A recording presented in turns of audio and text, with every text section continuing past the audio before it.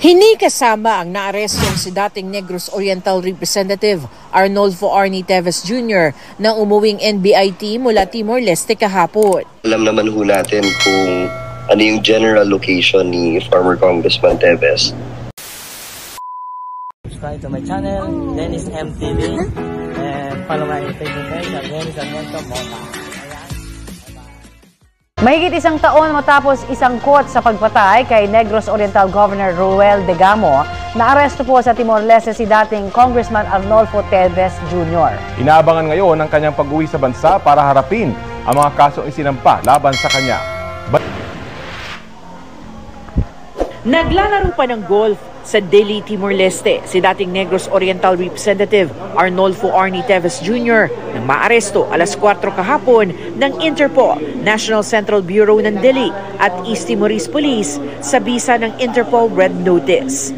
Kinumpirma ito ng Department of Justice. Alam naman ho natin kung ano yung general location ni former Congressman Teves at ito po yung isa sa mga lugar na nagkaroon ng sighting. Matagal na ho natin itong hinihintay, but we are proud to say that we went through the right processes.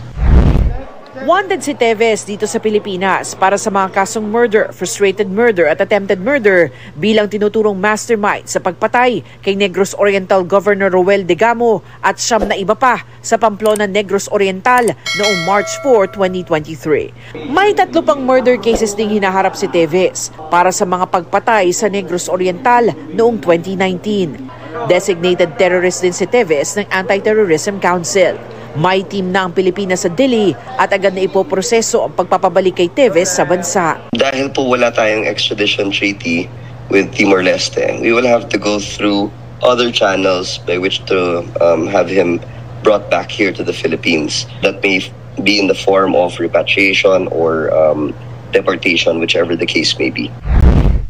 Sa post sa social media, sinabi ng byuda ni Governor Degamo na si Pamplona Mayor Janice Degamo na hindi raw sasapat ang mga salita para ihayag ang nararamdaman niya na sa wakas ay makita ang taong pumatay umano sa kanyang asawa at naghasik ng takot sa kanilang probinsya na napapalibutan na ng mga pulis.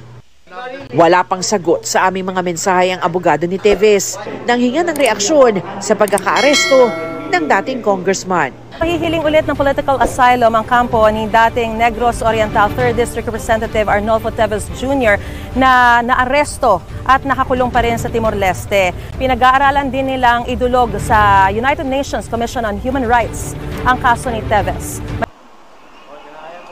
Hindi kasama ang naarestong si dating Negros Oriental Representative Arnolfo Arnie Teves Jr. na umuwing NBI team mula Timor-Leste kahapon. Merong proseso sila doon sa Timor-Leste, ine-evaluate nila yung request ng Interpol at yung request namin, ng Pilipinas. Proseso po ng Timor-Leste yon, ang sinasabi natin doon, ginagalang natin ang lahat ng proseso ng bansa kung saan tayo ay isang requesting party lamang.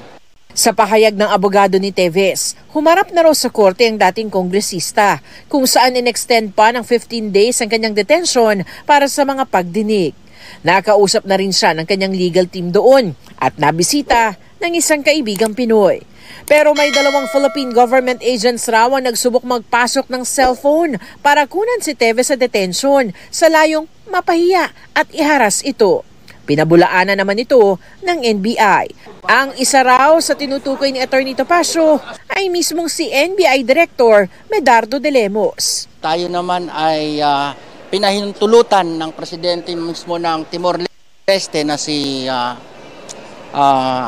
President Jose Ramos Horta na kumuha ng litrato parang proof of life na nasa kanila na nga po si Congressman Teves. Ayon sa kampo ni Teves, magpapatuloy ang pagdinig ngayong araw kung saan maghahain ang kanyang team ng mga argumento para sa mga opsyon ng ex-congressman. Kabilang raw muli ang paghingi ng political asylum.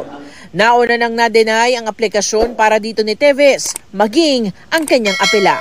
Pinag-aaralan na rin daw ng kanyang legal team ang posibilidad na dalhin ang kaso ni Teves sa United Nations Commission on Human Rights.